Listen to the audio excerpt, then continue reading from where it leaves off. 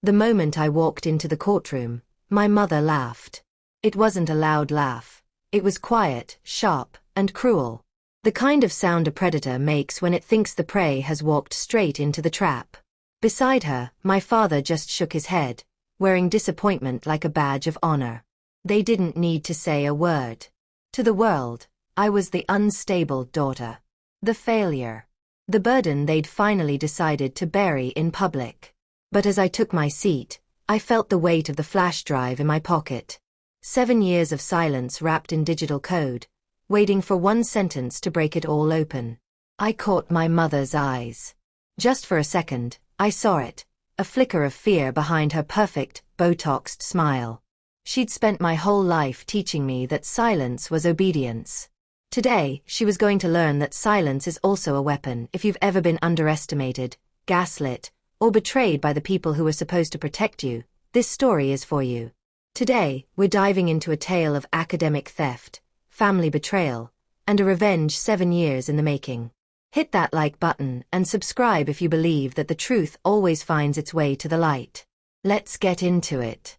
Austin, Texas, used to feel like a promise. Back then, I was a doctoral student, living on caffeine and the thrill of discovery. I believed in the work. I spent my nights in flickering university halls, mapping the human mind onto whiteboards until my fingers were stained with ink. I was building a neural interface, a way to help veterans with PTSD navigate their trauma. It was my soul on a server. But in the Holloway family, soul was just a marketing term. My parents turned success into performance art. Every fundraiser was a sermon on empathy delivered over expensive champagne. My mother, Lenora, had a voice that carried just the right tremor of sincerity. My father, the patriarch, spoke of purpose, while secretly calculating his profit margins. And then there was Nolan, my younger brother, the prodigy. Nolan knew how to sparkle under the lights, even if he didn't have a single original thought in his head. The betrayal. I'll never forget the day the world tilted. I went to upload my final dataset to the university server, only to find the "access denied" screen blinking back at me. My name had been scrubbed. My work, the HolCrest project, had been filed under the family foundation's name, Nolan's name. When I confronted my father, he called it a misunderstanding. When I begged my mother for help, she called it family strategy. When I screamed at Nolan, he called it loyalty. Within a month, I wasn't just fired, I was erased. They started whispers in the academic corridors.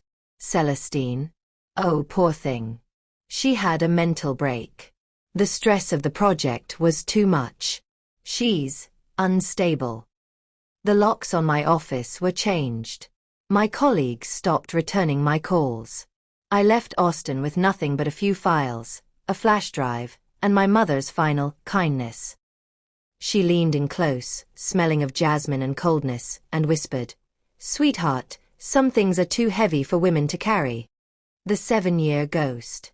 I spent 7 years in the desert. Literally. I moved to El Paso, took a job in a quiet lab, and changed my life. I let them think I was dead or broken. But then, a stranger walked in. A veteran, smiling for the first time in years. He showed me his phone. "You should see this app," he said. "It saved my life." There it was. The logo I'd sketched on a napkin over midnight coffee years ago. The HolCrest. My family had turned my stolen soul into a billion-dollar empire. That night, I didn't cry. I didn't scream. I just packed one bag and booked a one-way flight back to the city that tried to bury me. The underground allies. Austin hadn't changed, but I had. I went to see Dean Collins, my old department chair. He lived in a dusty apartment above a book cafe. When he saw me, he didn't look surprised. "I wondered when the storm would circle back," he whispered. He handed me a folder. It was a yellowed document with the foundation's crest. There, on the bottom line, was a signature of elegant cruelty, Lenora M. Holloway. She hadn't just stood by, she had signed the authorship transfer as a witness. She had been the one to authorize my erasure. The ghost in the machine. Then came the message from an anonymous email. Check the USB behind the painting. A.L. Amara Lavin. My lead engineer who had disappeared the same week I was fired. I went to her old apartment. It was trashed. Someone had been looking for something. But they missed the painting. Behind a canvas of gold-webbed neurons, I found a thumbnail-sized drive. I plugged it in at my motel room. My mother's voice filled the space, cold, clinical, and monstrous. Just delete everything under her name, Lenora said in the recording. Nolan will take the credit. The board can't afford another emotional episode from Celestine. I played it over and over.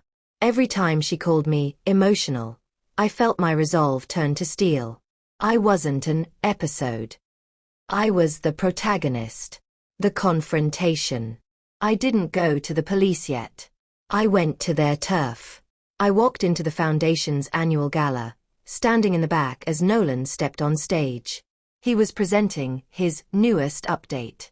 I waited until the Q&A. I stood up, my voice steady. Could Dr. Holloway share his original data source? Specifically, the C. Holloway alpha tag. The room went silent. Nolan froze like a deer in headlights. My mother snapped at security, but it was too late. I had wirelessly synced my phone to the projector. 2 graphs appeared on the 20-foot screen. One from my 2016 thesis. One from his 2026 app.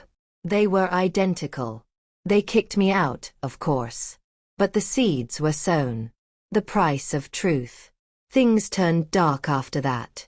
Amara was found in her car at Ladybird Lake, drugged and barely breathing. Someone broke into my motel room. A black SUV started following me. My mother sent me an envelope. A $2 million check. No letter, just a note. Stop this, Celestine. Come home. We'll rewrite the story. This time in your favor. I looked at that check, the price of my silence. I tore it into 100 pieces and flushed them. You don't get to buy the truth when the truth has already been set free. Back in that courtroom, the judge called for order. My father's lawyers tried to argue that the audio was AI generated. But then, Patrick Hale, my former student turned federal attorney, stepped forward. He produced the internal lab reports, the signatures, the evidence of the sedative used on Amara. My mother's pearls seemed to choke her. My father's head dropped. The judge didn't even look at them when he spoke. The court recognizes Dr. Celestine Holloway as the sole author and owner of the HolCrest technology. Furthermore, this court finds Harold and Lenora Holloway guilty of fraud, forgery, and obstruction of justice. As the bailiff stepped forward to take my parents into custody, Nolan looked at me, tears streaming down his face. You won, he whispered, but we lost everything. I looked him dead in the eye. I didn't take anything, Nolan.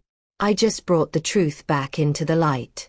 You're the ones who couldn't survive the sun. Revenge is often described as a fire that consumes everything.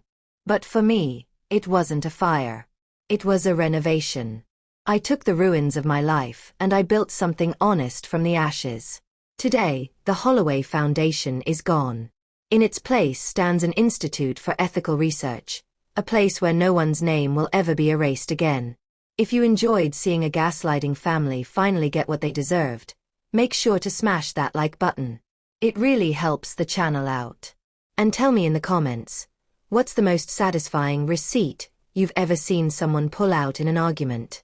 I read every single one. Don't forget to subscribe for more stories of Revenge Engine.